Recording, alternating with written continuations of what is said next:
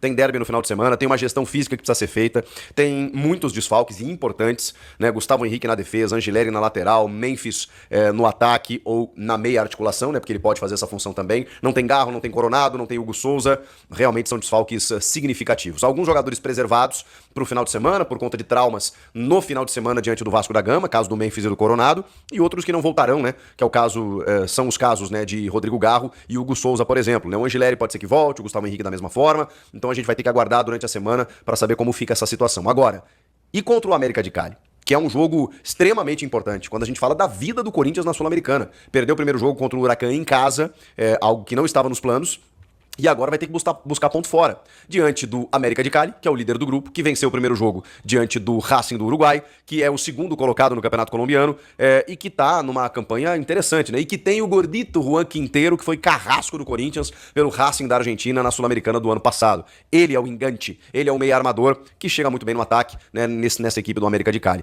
Os caras também preservaram jogadores no fim de semana no Campeonato Colombiano, então tá todo mundo descansadinho, na ponta dos cascos para encarar o Corinthians. Não vai ser fácil, gente. Não vai ser fácil, e o Corinthians tem se atrapalhado em jogos internacionais, né, sul-americanos. Corinthians sobrando no Paulistão, campeão do estadual, chega no Brasileiro, joga com reservas na Bahia, empata, joga com titulares contra o Vasco, passa por cima. Ou seja, aqui tá tudo certo, o Timão tá mandando. Quando pega uma equipe gringa, tem tido dificuldades. Mas no ano passado, avançou, chegou até a semifinal da Sula, aliás, nos 2 últimos anos.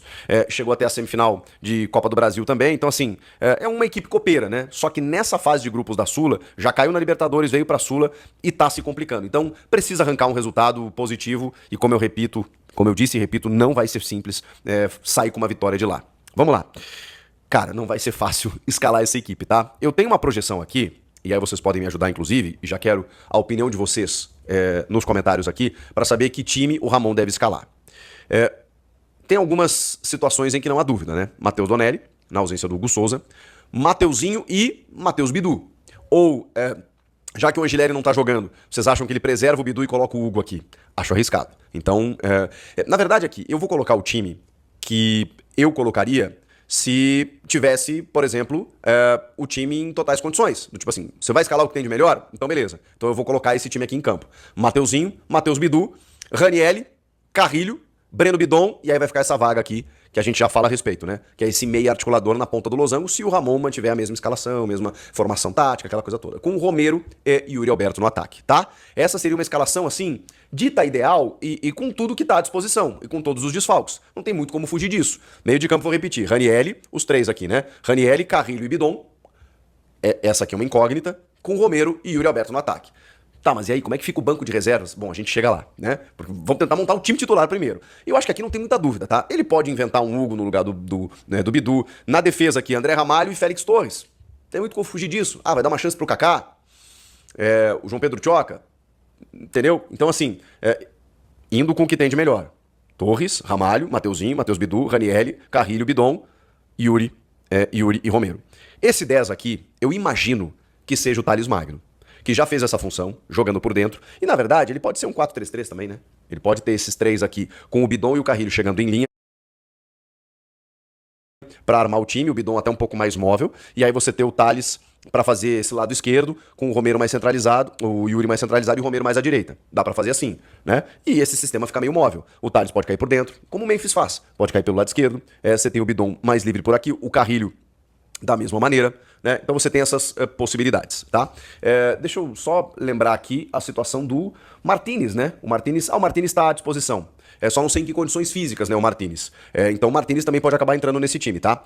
Agora, tem uma outra possibilidade, que é desse cara aqui ser justamente Breno Bidon. Pela qualidade técnica que ele tem, pela característica que ele tem de chegar bem à frente, de dar dinâmica no meio campo. Muita gente entende o Breno Bidon como um potencial substituto do Rodrigo Garro. Então ele pode realmente fazer essa função. Tá, mas e aí quem faria essa volância aqui? Alex Santana, José Martínez, Charles. Ele tem opções para fazer isso, mantendo aquele escopo inicial que é Ranielli e Carrilho. Quer dar um descanso pro Carrilho, que vem mostrando desgaste nos últimos jogos? Aí ele faz aqui Martínez e Alex Santana, por exemplo. Martínez atacando bem pelo lado direito, né, como ele normalmente faz, tendo o Ranielli à frente da defesa. Não tem muito pra onde correr, gente.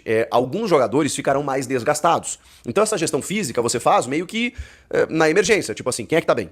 mas você consegue encarar esse jogo e o derby final de semana, que tem toda a importância por ser Campeonato Brasileiro, por ser rival, por ser adversário, aquela coisa toda, né? Então, você tem que trabalhar com esse jogo pensando no fim de semana, mas ao mesmo tempo tem que tratar esse jogo com carinho, porque o Corinthians pode botar tudo a perder se não vencer esse jogo na Colômbia. Não que esteja já matematicamente eliminado, mas vai ter que fazer uma epopeia para classificar, nem que seja em segundo, para pegar um playoff, para chegar nas oitavas, uma loucura. Então, vencendo hoje, ele dá uma equilibrada na derrota sofrida pro Huracan na primeira rodada. Então, assim, o que vocês acham?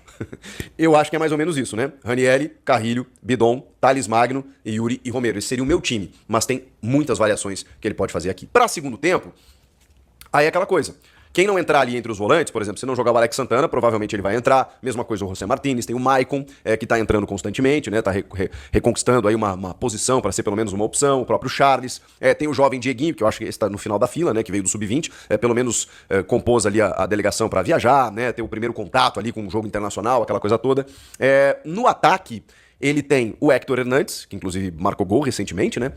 E aí, poxa vida, finalmente temos aí o Kaique e o Guinegão, que podem ser alternativas, especialmente o Kaique, cara. Eu queria muito mais ver o Kaique no grupo profissional, ele que foi tão bem, vai tão bem no Sub-20, foi tão bem na Copinha, merecia mais oportunidades, mas o Ramon tá segurando mais, a gente não acompanha os treinamentos, não sabe como é que tá, enfim, mas se ele tá viajando, tá relacionado, diante das dificuldades, o Giovani, por exemplo, não tá. E não tem que estar, né, gente? Ele não vai ficar. Achei meio absurdo, né? A maneira como ele entrou naquele jogo contra o Barcelona, não sendo relacionado, de repente ele é colocado ali, empilhando atacantes. Foi uma medida completamente equivocada. E aí, de novo, não tá nas opções aqui, porque realmente já sabem que não vão ficar com ele, né? Mas mostra uma incoerência, pelo menos naquele momento, do Ramon Dias. Enfim, nesse caso, você tem. Eu imagino que Romero, Thales e Yuri vão pro jogo. O Thales, se não for, vai ser a primeira opção, né? E depois ele tem aí Héctor Hernandes, Kaique e Guinegão para entrarem no segundo tempo. O que vocês acham que o Ramon deve fazer? É difícil, porque, repito, você tem que cuidar da parte física, você tem que pensar no final de semana, você não tem jogadores importantes, você precisa ganhar o jogo e, ao mesmo tempo, ter uma estrutura interessante para poder bater de frente contra um adversário fora de casa. Ou seja, a vida não tá fácil. Comenta aqui, inscreva-se no canal e eu volto na próxima. Tchau!